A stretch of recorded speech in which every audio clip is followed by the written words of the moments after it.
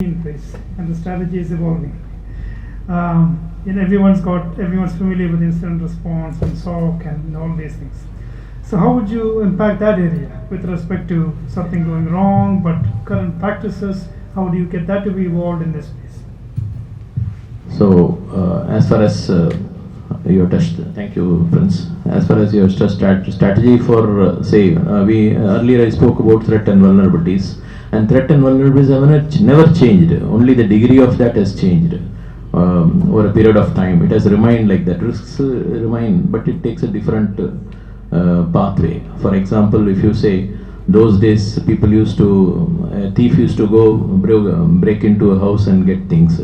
But same thing is happening now, but in this digital world also. Somebody is breaking into your mobile and getting your data and pilfering or siphoning money from your account. So the technique remains same. Technique, tactics and procedures remain same.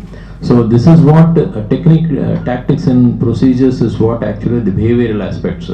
And this has to be handled by GenAI. So GenAI, when it comes to handling threats and vulnerabilities, two things are there. One is it enhances both for the adversary and for the person who is protecting it. Okay, so as an adversary, he will try to evade all the protocols and all the controls and all those things in whatever he comes across, like a SOC or a firewall or any other tool, WAF, wherever it is, so that he will try to attack, and also he will be very evasive also. A GenAI attacker, he will be very evasive. He will never reveal his identity. So, and as a defender or a protection, because this is a dynamic thing, that is, something happening and you are restoring, they go hand in hand. So, as a protector, you also have to adopt GenAI. So, as he said, you have to adopt whatever the latest technology, embrace that for yourself. To defend this, because he has gone one step ahead, so you have to go 7 steps ahead with the same GenAI to improve your tools and like SOC or SIEM or whatever it is. So in that, what GenAI can benefit the organization is GenAI can quicken the process of incident detection and response. That is one thing, so that the people who are there, the cyber security team who are there, they can focus more on the core areas and reasoning and other things. So these things can be automated in the SOC and incident response. So incident response also, GenAI, what it can, over a period of time, it can gather a lot of data and different incidents, and there may be standard incidents for which there will be a ready-made script or a solution for that. That will actually reduce the window pane of the attack, or it will reduce the damage that can be done to it. So risk can be mitigated. So these are the things that GenAI can benefit in threats and vulnerabilities. So it is also it has got both, as I said, it's a Damocles sword hanging for good or bad. So the adversary uses GenAI for doing bad things, and the criminals use it for doing bad things. But the defender or the protector, he uses for good things.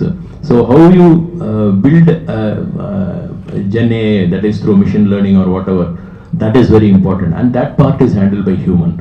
So that is why ethics comes in place. So ethics is very important for all these things. A person with ethics and person who doesn't have perverted mind or whatever it is, so they must be involved in such areas so that they don't train or test the AI solutions in a wrong way, so that it does not do harm to the organization. So this is very, very important. And as I said, all the attacks or all the threats or vulnerabilities, they remain same even today. There is no change in it. Only thing, the change that has happened is the attacks are happening at lightning speed, and the defender also has to be the lightning speed. So unless we develop the GenAI for protecting or the data and other things, so how we protect the data, and the latest AI SPM, what is called security posture management, that is the latest in AI, which will take care of the security, where even the data which is encrypted, that is being taken away by the criminals. So for that, homographic encryption and all such new techniques are there. These techniques will enable for the GenAI to read the data and give the analytics or business solutions, but at the same time it will not allow an adversary to attack and get the things. So things evolve. So over a period of time, everything evolves. And when innovation comes, risk comes along with it as like a byproduct. So that is how it is. Okay. Risk is evolving. Now I want to come back to Mr. Biraj, because he was talking about a few things he wanted to pass on the flip side of that. I want you to continue on that. Plus, I want you to also just give us an information around avoidable risks or new threats or new areas what people should be more careful about. Plus, if something does go wrong, what steps should they take? What is the best way to, instead of giving into emotion, what is the objective steps to take so that you're able to take the right actions, engage the right people? And I'd like you to summarize with that. One line, one advice you want to give them. Otherwise, then we'll pass on for the same. Okay.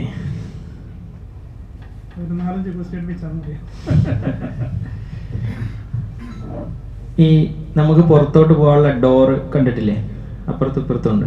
അതിനകത്ത് എഴുതി വെച്ചിട്ടുണ്ട് പുള്ള് push ഒക്കെ. നിങ്ങളിപ്പോൾ ഇത്ര നേരം പോയപ്പോൾ ഓരോരുത്തർ അങ്ങോട്ട് ഇറങ്ങുമ്പോഴും കയറുമ്പോഴും നിങ്ങൾ ആ ഡോറിലേക്ക് നോക്കുന്നുണ്ട്. എല്ലാവരും ഒരേ രീതിയിലാണോ പോകുന്നത്? ഒക്കെ എഴുതി വെച്ചിട്ടുണ്ട്, എല്ലാം പഠിപ്പിച്ച് തന്നിട്ടുമുണ്ട്, ഇല്ലേ? അപ്പം അത് തന്നെയാണ് സംഭവിച്ചുകൊണ്ടിരിക്കുന്നത്. അപ്പോൾ പ്രത്യേകമായിട്ട് കാര്യമില്ല, പ്രത്യേകമായിട്ട് പറഞ്ഞിട്ട് കാര്യമില്ല. ആ ഒരു മൊമെന്റിൽ സംഭവിച്ചു പോകുന്നതാണ് സൈബർ ക്രൈംസ്. നമുക്കെല്ലാം നമ്മൾ എക്സ്പീരിയൻസ്ഡ് ആണ്. ഈവൻ ഞാനൊരു സൈബർ സെക്യൂരിറ്റി എക്സ്പേർട്ട് ആണ്, എനിക്ക് ഇങ്ങനെയൊന്നും സംഭവിക്കില്ല എന്നുള്ള ഒരു വിശ്വാസമുള്ള ആളുകൾ പോലും ഞങ്ങളുടെ അടുത്ത് വന്നിട്ടുണ്ട്. ഞാൻ കേരളത്തിൽ തന്നെയുള്ള വലിയ എത്തിക്കൽ ഹാക്കറാണ്, പക്ഷെ ഞാനും ഭാര്യയും കൂടി ഇപ്പോൾ 17 lakhs ചീറ്റ് ചെയ്യപ്പെട്ടിരിക്കുന്നു എന്നുള്ള പരാതിയുമായിട്ട് ഞങ്ങളുടെ അടുത്ത് വന്നതാണ്. ഞാനാണ് ആ കേസ് അന്വേഷിക്കുന്നത്. അപ്പോൾ ഇതേ രീതി നമ്മൾ എക്സ്പീരിയൻസ്ഡ് ആയിരിക്കാം, എക്സ്പേർട്ട് ആയിരിക്കാം, പക്ഷേ ഡയറക്ഷൻസും ഉണ്ടായിരിക്കാം ഇന്ന രീതിയിൽ ചെയ്യണമെന്നുള്ളത്, ഇല്ലേ? കുറച്ച് മുൻപ് വരെ നമ്മളൊരു URL ചെക്ക് ചെയ്യുമ്പോൾ HTTP ആണോ അല്ല HTTPS ആ വ്യത്യാസം ഉണ്ടെങ്കിൽ അത് സെക്യൂർഡ് അല്ല എന്ന് പറയുമായിരുന്നു. ഇപ്പം അങ്ങനെയാണോ? HTTPS പണം കൊടുത്ത ആർക്കും കിട്ടും, ഇല്ലേ? അങ്ങനെയല്ലേ സാർ? ആണ്. HTTPS ചൈനീസ് ബേസ്ഡ് ഹാക്കേഴ്സ് അല്ലെങ്കിൽ ഫ്രോഡ്സ്റ്റേഴ്സ് വളരെ സിമ്പിൾ ആയിട്ട് HTTPS ഡൊമൈനുകൾ വാങ്ങുന്നുണ്ട്, പർച്ചേസ് ചെയ്യുന്നുണ്ട്. ഞങ്ങൾക്ക് കിട്ടിയിട്ടുള്ള സൈറ്റുകൾ വെരിഫൈ ചെയ്യുമ്പോൾ ചൈനീസ് ബേസ്ഡ് ആളുകൾ അങ്ങനെ വാങ്ങിയിട്ടുണ്ട്. അപ്പോൾ ഇന്ന് ഡയറക്ഷൻ എന്നുള്ള രീതിയിൽ പ്രത്യേകമായിട്ട് പറയാനില്ല. അപ്പോൾ നമ്മുടെ ശ്രദ്ധയാണ് ആ ഒരു എമർജൻസി നമ്മളെ കൊണ്ട് ക്രിയേറ്റ് ചെയ്യിപ്പിക്കുന്ന ആ ഒരു സിറ്റുവേഷൻ നമുക്ക് ബൈപ്പാസ് ചെയ്യാൻ വേണ്ടിയിട്ട് പറ്റണം എന്നുള്ളതാണ്. ഒരു എക്സ്പീരിയൻസ് ഞാൻ പറയാം.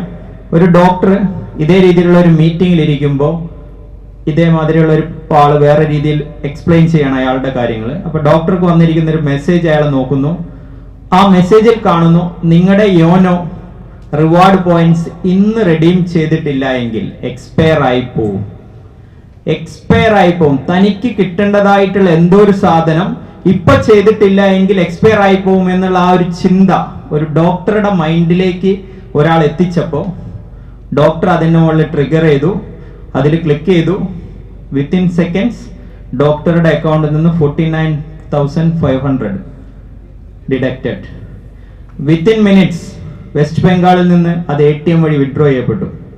അപ്പോൾ ഇതാണ് സൈബർ ക്രൈംസിന്റെ സ്ട്രാറ്റജി എന്നുള്ളത്. അപ്പോൾ നമ്മൾ ശ്രദ്ധിച്ചിട്ടില്ല എങ്കിൽ, നമ്മൾ എക്സ്പീരിയൻസ്ഡ് ആണ്. ഒരു ഡോക്ടർ ഒരു സർജറി ചെയ്യാൻ വേണ്ടിയിട്ട് അദ്ദേഹത്തിന്റെ നൈഫും ടൂൾസും ഒക്കെ എടുക്കാൻ വേണ്ടിയിട്ട് വെയിറ്റ് ചെയ്യുമ്പോൾ ഒരു കോൾ വരാണ്, ഇന്ന് നിങ്ങളുടെ ATM കാർഡ് എക്സ്പയർ ആയി പോകുന്ന ദിവസമാണ്, ഞാൻ വേണമെങ്കിൽ നിങ്ങളെ അത് റിന്യൂ ചെയ്യാൻ വേണ്ടിയിട്ട് സഹായിക്കാം. അപ്പൊ എക്സ്പയർ ആയി പോകുമല്ലോ. അദ്ദേഹം സർജറി ചെയ്യാൻ വേണ്ടിയിട്ട് വെയിറ്റ് ചെയ്യുന്ന ഈ ഒരു അവസരത്തിൽ വന്ന ആ കോൾ അയാൾ അറ്റൻഡ് ചെയ്യുകയും റിന്യൂ ചെയ്യാൻ വേണ്ടിയിട്ടുള്ള OTP പറഞ്ഞു കൊടുക്കുകയും ചെയ്തു. 49,000 പോയി. അപ്പോൾ ഇതാണ് സ്ട്രാറ്റജി. അപ്പോൾ നമ്മൾ ഇങ്ങനെയുള്ള ചെറിയ ചെറിയ കാര്യങ്ങൾ, നമുക്ക് കിട്ടുന്ന ക്രിട്ടിക്കൽ എമർജൻസി, നിങ്ങളെ ഞങ്ങൾ ഡിജിറ്റൽ അറസ്റ്റ് ചെയ്തിരിക്കുന്നു എന്നുള്ളത് ഒരു MBBS സ്റ്റുഡന്റിനോട് പറഞ്ഞപ്പോൾ, MDക്ക് പഠിക്കുന്ന സ്റ്റുഡന്റിനോട് പറഞ്ഞപ്പോൾ, ഒരു ലേഡി ഒരു പെൺകുട്ടിയോട് പറഞ്ഞപ്പോൾ, ആ കുട്ടി കോഴിക്കോട് മെഡിക്കൽ കോളേജിന്റെ ഹോസ്റ്റലിൽ നിന്ന് ഇറങ്ങി പാളയത്ത് വന്ന് റൂം എടുത്ത് നിൽക്കുന്ന ഒരവസ്ഥ. നിങ്ങൾ ആലോചിച്ച് നോക്കുക. ആ ഒരു സിറ്റുവേഷൻ ആണ് ക്രിയേറ്റ് ചെയ്യപ്പെടുന്നത്. അപ്പോൾ ആ സിറ്റുവേഷൻ നമ്മുടെ എക്സ്പീരിയൻസ്ഡ് ആയതുകൊണ്ടോ എഡ്യൂക്കേറ്റഡ് ആയതുകൊണ്ടോ അങ്ങ് മുകളിൽ നിൽക്കുന്ന ആളായതുകൊണ്ടോ താഴെ നിൽക്കുന്ന ആളായതുകൊണ്ടോ മാറ്റപ്പെടുന്നില്ല. ആ സിറ്റുവേഷൻ നമ്മൾ എങ്ങനെ അഡോപ്റ്റ് ചെയ്യുന്നു അല്ലെങ്കിൽ ആക്സെപ്റ്റ് ചെയ്യുന്നു എന്നുള്ളതിനെ ഡിപ്പെൻഡ് ചെയ്യും സൈബർ ക്രൈംസിന്റെ സാധ്യതകൾ. അപ്പോൾ നമ്മൾ ശ്രദ്ധിക്കേണ്ടതായിട്ടുള്ള കാര്യം ഇങ്ങനെയുള്ള സിറ്റുവേഷനുകൾ കൈകാര്യം ചെയ്യുക എന്നുള്ളതാണ്. അപ്പോൾ ആ സിറ്റുവേഷനുകൾ കൈകാര്യം ചെയ്തു കഴിഞ്ഞാൽ, ഇപ്പൊ സാറ് ഡാറ്റ ലൂട്ടിങ്ങിനെ പറ്റി പറഞ്ഞു, ഡാറ്റ വാല്യബിൾ ആണ്, ഡാറ്റ നഷ്ടപ്പെടാൻ സാധ്യതയുണ്ട് എന്ന്. അപ്പൊ അങ്ങനെ പറയുമ്പോൾ നിങ്ങൾ വളരെ ഫെമിലിയർ ആയിട്ടുള്ള ഒരു ആപ്ലിക്കേഷൻ നിങ്ങളുടെ ഫോണിൽ ഇൻസ്റ്റാൾ ചെയ്യാതിരിക്കുമോ? ഫേസ് ആപ്പ്, ഫോട്ടോ ലാബ്സിന്റെ ഒരു ആപ്ലിക്കേഷൻ വന്നതാണ്. സെലിബ്രിറ്റീസ് അതൊക്കെ ഇൻസ്റ്റാൾ ചെയ്തിട്ട് ഇൻസ്റ്റാഗ്രാമിൽ പോസ്റ്റുകൾ ചെയ്ത സമയത്ത് ഒരുവിധപ്പെട്ട എല്ലാ ആളുകളും ആ ആപ്ലിക്കേഷൻ ഇൻസ്റ്റാൾ ചെയ്തു. അവര് നമ്മുടെ സ്റ്റോറേജിന്റെ ആക്സസ് വളരെ സിമ്പിൾ ആയിട്ട് എടുത്തുകൊണ്ട് പോയി, നമ്മുടെ മുഴുവൻ ഡാറ്റയും എടുത്തുകൊണ്ട് പോയി. അപ്പൊ ഡാറ്റ പ്രൈവസിയും ഡാറ്റ പ്രൊട്ടക്ഷനും നമ്മളിവിടെ ഡിസ്കസ് ചെയ്തു, അതിന്റെ പോളിസീസ് ചെയ്തു. പക്ഷെ വളരെ സിമ്പിൾ ആയിട്ട് നമ്മുടെ ഫോണിലുള്ള മൊത്തം ഡാറ്റയും ഒരു ആപ്ലിക്കേഷൻ ഇൻസ്റ്റാൾ ചെയ്യുന്നതിലൂടെ, അല്ലെങ്കിൽ വീട്ടിലുള്ള 4ാം ക്ലാസ്സുകാരനായിട്ടുള്ള ഒരു പയ്യൻ ഫ്രീ ഫയർ മാതിരിയുള്ള ഒരു ഗെയിം ഇൻസ്റ്റാൾ ചെയ്യാൻ വേണ്ടിയിട്ട് നമ്മുടെ മൊബൈൽ ഫോൺ ഉപയോഗിക്കുമ്പോൾ നമ്മുടെ ഫോണിലുള്ള ഡാറ്റ പോവില്ലേ? അപ്പൊ അവിടെ നമ്മൾ ഡാറ്റ പ്രൊട്ടക്ഷനെ പറ്റിയിട്ടും പ്രൈവസിനെ പറ്റിയിട്ടും ചർച്ച ചെയ്യുന്നതുകൊണ്ട് കാര്യമുണ്ടോ? നമ്മൾ എല്ലാ പെർമിഷനും കൊടുക്കും. അപ്പോൾ 4ാം ക്ലാസ്സുകാരനായിട്ടുള്ള ഒരു പയ്യൻ ഫോണിൽ ആപ്ലിക്കേഷൻ ഇൻസ്റ്റാൾ ചെയ്യുമ്പോൾ അവനോട് പറഞ്ഞു കൊടുക്കാൻ പറ്റുമോ എൻ്റെ ഡാറ്റ മുഴുവൻ പോകുന്നു? നിങ്ങളുടെ ഫോണിൽ ഡാറ്റ ഇല്ലേ? ഒരു എക്സ്പീരിയൻസ്ഡ് ആയിട്ടുള്ള ഒരാൾ ഒരു ആപ്ലിക്കേഷൻ ഇൻസ്റ്റാൾ ചെയ്തു, പോലീസിൻ്റെതെന്ന് പറഞ്ഞിട്ടുള്ള ഒരു ആപ്ലിക്കേഷൻ ഇൻസ്റ്റാൾ ചെയ്തു. വിത്തിൻ സെക്കൻഡ്സ് അയാൾക്ക് വരുന്ന OTPs മുഴുവൻ ട്രിഗർ ചെയ്ത് വേറെ വെബ്സൈറ്റിലേക്ക് അപ്ലോഡ് ചെയ്യപ്പെടുന്ന ഒരു അവസ്ഥ, എല്ലാ മെസ്സേജസും അപ്ലോഡ് ചെയ്യുന്ന അവസ്ഥ. നിങ്ങൾ ആലോചിച്ച് നോക്കുക, നിങ്ങളുടെ ഫ്ലിപ്കാർട്ട്, നിങ്ങളുടെ ആമസോണ് ഫോണിലേക്ക് വരുന്ന OTP വെച്ചിട്ട് കോംപ്രമൈസ് ചെയ്യപ്പെടാൻ പറ്റും. ആ OTP വേറൊരു വെബ്സൈറ്റിലേക്ക് എത്തുകയും ആ വെബ്സൈറ്റ് കൈകാര്യം ചെയ്യുന്ന ഒരാൾക്ക് വളരെ സിമ്പിൾ ആയിട്ട് നിങ്ങളുടെ ഫോൺ നമ്പർ ഉപയോഗിച്ചിട്ട് നിങ്ങളുടെ ആമസോൺ സർവീസ്, ഫ്ലിപ്കാർട്ട് സർവീസ് എളുപ്പത്തിൽ എടുക്കാൻ പറ്റും. അപ്പൊ അതുവഴി അവരൊരു പേ ലേറ്റർ ഓപ്ഷൻ വെച്ചിട്ട് ഒരു ഗോൾഡ് കോയിൻ വാങ്ങാണ്. ഇന്നത്തെ റേറ്റിന് 80,000 അടുത്ത് വരുന്ന ഒരു ഗോൾഡ് കോയിൻ വാങ്ങുന്നു. നിങ്ങളാണ് കൊടുക്കേണ്ടി വരിക. നിങ്ങളുടെ ബാങ്ക് അക്കൗണ്ടുകൾ അതിനകത്ത് കോൺഫിഗേർഡ് അല്ലേ? നമ്മൾ ആലോചിച്ച് നോക്കുക. അപ്പൊ ഇങ്ങനെയാണ് നമ്മളെ കബളിപ്പിക്കുന്നത്. അപ്പൊ അത് പല രീതിയിലാണ്. അപ്പൊ ഒക്കെ എഴുതി വെച്ചിട്ടുണ്ടാവും, പക്ഷെ അതൊക്കെ നമ്മൾ കാണുകയും ചെയ്യും, പക്ഷെ അതിനുള്ള സാധ്യതകൾ നമ്മൾ മനസ്സിലാക്കുകയും ചെയ്യും, പക്ഷെ നമ്മൾ പെട്ടുപോകുന്ന അവസ്ഥയാണ്. അപ്പൊ എന്തെങ്കിലും ചെയ്യുന്നതിന് മുൻപേ ഒരു നിമിഷം ചിന്തിക്കുക എന്നുള്ളത് മാത്രമാണ് ഈ ഒരു അവസരത്തിൽ എനിക്കൊരു ഉപദേശമായിട്ട്. സാർ പറഞ്ഞിരുന്നു ഒരു ഉപദേശം തരണമെന്ന്. നമ്മളൊരു ക്ലിക്ക് ചെയ്യുമ്പോൾ, ഒരു OTP ഷെയർ ചെയ്യുമ്പോൾ, ഒരു ആപ്ലിക്കേഷൻ ഇൻസ്റ്റാൾ ചെയ്യുമ്പോൾ, ഒരു APK ഇൻസ്റ്റാൾ ചെയ്യുമ്പോൾ നമ്മളൊന്ന് ചിന്തിക്കുക എന്നുള്ളതാണ്. പിന്നെ ഇങ്ങനെയുള്ളൊരു തട്ടിപ്പിന് നമ്മൾ പറ്റിപ്പോയി കഴിഞ്ഞാൽ, ഇരയായി കഴിഞ്ഞാൽ നമ്മൾ എന്ത് ചെയ്യണം, ആരെ സമീപിക്കണം എന്നുള്ളതാണ്. അപ്പൊ അങ്ങനെയുള്ള ഒരു കാര്യം സാറ് സ്ലൈഡിലൂടെ നമ്മളെ കാണിച്ചു തന്നിരുന്നു. അപ്പൊ ആ സമയത്ത് എന്ത് ചെയ്യണം എന്ന് ചോദിച്ചപ്പോ 1930 എന്ന് പറയുന്ന ഒരു നമ്പർ പറഞ്ഞിട്ടുണ്ടായിരുന്നു. അവിടെ ഇരുന്ന ഒരാള്, ഓഡിയൻസിലുള്ള നമ്മുടെ കൂട്ടത്തിൽ തന്നെയുള്ള ഒരാള് 1930 എന്ന് പറഞ്ഞ നമ്പർ പറഞ്ഞിട്ടുണ്ടായിരുന്നു. ഓർമ്മയുണ്ടായിരുന്നു? ഇപ്പോൾ 1930 എന്ന് നമ്മൾ സിമ്പിൾ ആയിട്ട് പറയും. 1930 ഞങ്ങളുടെ ടോൾ ഫ്രീ നമ്പറാണ്. അത് ഓൾ ഇന്ത്യ ടോൾ ഫ്രീ നമ്പറാണ്. ഏത് സ്റ്റേറ്റിൽ നിന്നാണോ ആ നമ്പറിലേക്ക് ഡയൽ ചെയ്യുന്നത്, ആ സ്റ്റേറ്റിന്റെ ഹെഡ്ക്വാർട്ടർ ആ ലാംഗ്വേജിൽ, ആ സ്റ്റേറ്റിന്റെ ലാംഗ്വേജിൽ അതിന് റിപ്ലൈ നൽകും എന്നുള്ളതാണ് അതിന്റെ പ്രത്യേകത. അപ്പോൾ 1930 എന്ന് പറയുന്ന നമ്പർ നമുക്ക് യൂസ് ചെയ്യാം. കേരള പോലീസിന്റെ തന്നെ അല്ല, cybercrime.gov.in എന്ന് പറയുന്ന ഒരു പോർട്ടൽ ഉണ്ട് നമുക്ക് സൈബർ ക്രൈംസിനെ പറ്റിയിട്ട് റിപ്പോർട്ട് ചെയ്യാൻ വേണ്ടിയിട്ട്. നിങ്ങൾ ഏതെങ്കിലും രീതിയിൽ സൈബർ ക്രൈംസിന് ഇരയാവുകയാണെങ്കിൽ cybercrime.gov.in എന്ന് പറയുന്ന പബ്ലിക്കിനെ ആക്സസ് ചെയ്യാൻ വേണ്ടി പറ്റുന്ന പോർട്ടൽ ഉണ്ട്. അപ്പൊ അവിടെ റിപ്പോർട്ട് ചെയ്യാം. കേരള പോലീസ് സൈബർ സംവിധാനങ്ങൾ, സൈബർ കുറ്റകൃത്യങ്ങൾ കൂടുന്നതിന്റെ ബേസിൽ എല്ലാ പോലീസ് ജില്ലകളിലും, കേരളത്തിൽ എത്ര പോലീസ് ജില്ലകളുണ്ട് എന്ന് അറിയാവോ? കേരളത്തിൽ 14 റവന്യൂ ജില്ലകളുണ്ട്, പക്ഷെ 20 പോലീസ് ഡിസ്ട്രിക്റ്റുകളുണ്ട്. 14 റവന്യൂ ജില്ലകളാണെങ്കിലും 20 പോലീസ് ഡിസ്ട്രിക്റ്റുകളുണ്ട്. 6 കോർപ്പറേഷനുകൾ ഉള്ള ജില്ലകളിൽ 2 പോലീസ് ഡിസ്ട്രിക്ട് എന്നുള്ള രീതിയിൽ 20 പോലീസ് ജില്ലകൾ കേരളത്തിലുണ്ട്. അപ്പൊ ഈ 20 പോലീസ് ജില്ലകളിലും സൈബർ ക്രൈം പോലീസ് സ്റ്റേഷൻ എന്ന് പറഞ്ഞിട്ട് പ്രത്യേകമായിട്ട് സൈബർ ക്രൈംസ് ഇൻവെസ്റ്റിഗേറ്റ് ചെയ്യാൻ വേണ്ടിയിട്ട് പ്രത്യേകമായിട്ട് സംവിധാനങ്ങളുണ്ട്. അപ്പോൾ ആ സംവിധാനങ്ങൾ നമുക്ക് യൂസ് ചെയ്യാം. ഓൺലൈനായിട്ട് പരാതി നൽകാൻ വേണ്ടിയിട്ട് തുണ എന്ന് പറയുന്ന കേരള പോലീസിന്റെ പോർട്ടലുണ്ട്. സൈബർ ക്രൈം പോർട്ടൽ ഓൺലൈൻ പരാതിയാണ്. അതല്ലാതെയുള്ള നോർമൽ ആയിട്ടുള്ള പരാതികൾ നൽകാൻ വേണ്ടിയിട്ട് തുണ എന്ന് പറയുന്ന പോർട്ടലുണ്ട്. എല്ലാ പോലീസ് സ്റ്റേഷനുകളിലും സൈബർ റിലേറ്റഡ് ആയിട്ടുള്ള പരാതികൾ കൈകാര്യം ചെയ്യാൻ വേണ്ടിയിട്ടുള്ള സംവിധാനങ്ങൾ ഞങ്ങൾ ഒരുക്കിയിട്ടുണ്ട്. അപ്പോൾ ആ സംവിധാനങ്ങൾ, ആ പെർട്ടിക്കുലർ അതോറിറ്റീനെ നിങ്ങൾ കോൺടാക്ട് ചെയ്യുക എന്നുള്ളതാണ്. ഏതെങ്കിലും രീതിയിൽ ഫിനാൻഷ്യൽ ക്രൈംസ് ഉണ്ടാവുകയാണെങ്കിൽ 1930 സൈബർ ക്രൈമിലോ cybercrime.gov.in റിപ്പോർട്ട് ചെയ്യുക എന്നുള്ളതാണ് നമ്മൾ ഇപ്പോൾ സജസ്റ്റ് ചെയ്യുന്ന മെക്കാനിസം. അപ്പൊ അതോടൊപ്പം തന്നെ ലാസ്റ്റ് ആയിട്ട് എങ്ങനെ ഇവോൾവിംഗ് ആയിട്ടുള്ള സൈബർ ക്രൈംസിനെ പറ്റിയിട്ട് നമുക്ക് അറിയാൻ പറ്റും. നിങ്ങൾ പ്രൊഫഷണൽസ് ആയിരിക്കും, പക്ഷെ ചുറ്റുപാടും നടക്കുന്ന കാര്യങ്ങളെ പറ്റിയിട്ട്. ഇപ്പൊ ഞങ്ങൾ ഏറ്റവും കൂടുതലായിട്ട് ഞങ്ങളുടെ എക്സ്പീരിയൻസിൽ ഞങ്ങളുടെ വിക്ടിമായിട്ട് വരുന്നതിൽ ഭൂരിഭാഗവും ഡോക്ടർമാരാണ്. അപ്പൊ അവര് ചുറ്റുപാടുമുള്ള കാര്യങ്ങളെ പറ്റിയിട്ട് ബോധേഡ് അല്ല.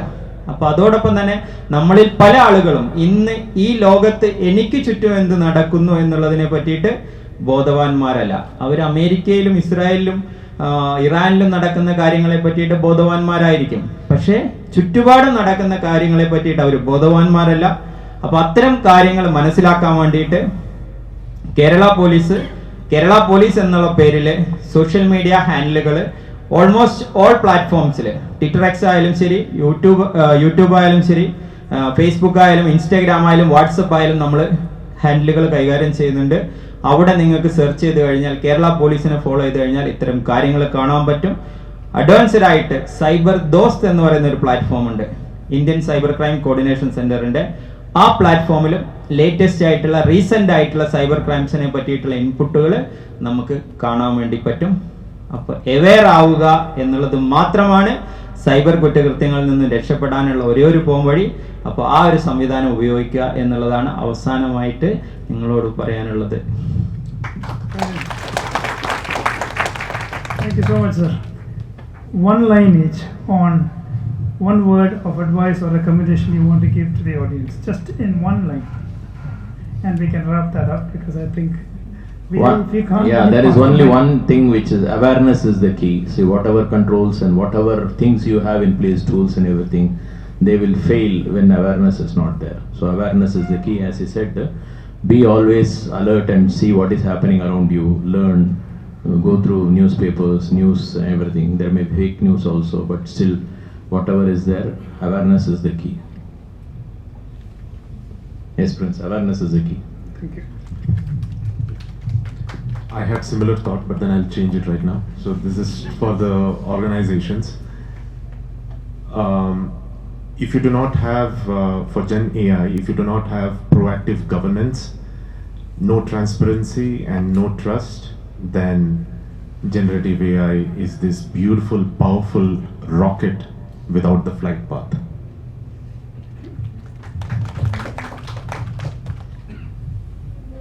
As somebody said, if you're not paying for it, you are the product.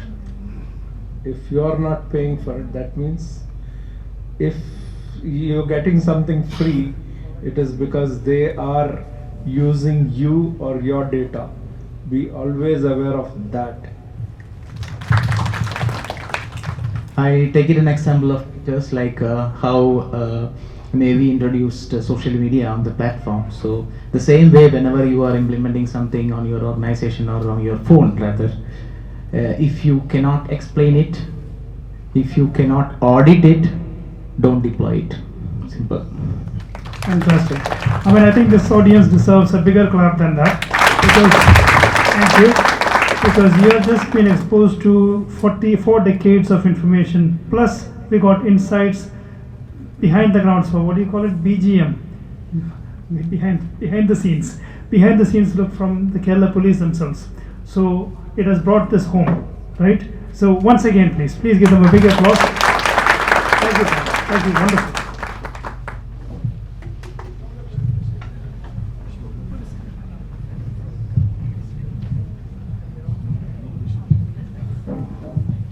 Audience, any questions? If you have, okay.